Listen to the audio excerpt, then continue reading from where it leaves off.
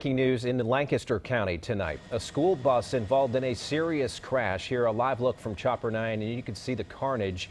This is on Highway 9 at South Potter Road, and you can see a log truck kind of off in the woods, a school bus, and two other vehicles all involved in this crash. Debris scattered everywhere.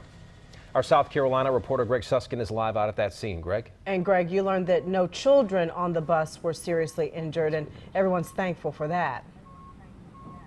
Yeah, that's certainly the case, but this was a situation that was just terrifying, and a situation where there was nothing else this bus driver really could have done. I'm on Highway 9 near Dixie School Road. Way back there, several miles, is Potter Road. That's where this road is closed down on the other side, several miles away. But I want to show you some live pictures now from Chopper 9. I can explain exactly what happened in the situation. The school district says a bus driver in bus 59 that was carrying Buford Elementary students, 15 students, was stopping on Highway 9 to let students off when a vehicle behind that bus couldn't stop, and an 18-wheeler hit that vehicle, pushed it into the school bus, which sent the bus into oncoming traffic and hit another car. I'm also told there was a pedestrian, someone standing at that bus stop, who was clipped by one of these vehicles. Now, we can show some video right now from the ground we got a short time ago from the 911 center, where they were landing helicopters and taking people up to hospitals in Charlotte. There were 3 people we know that were airlifted to Charlotte. One of those people was that pedestrian who was there waiting at the bus stop. The other 2 were in vehicles.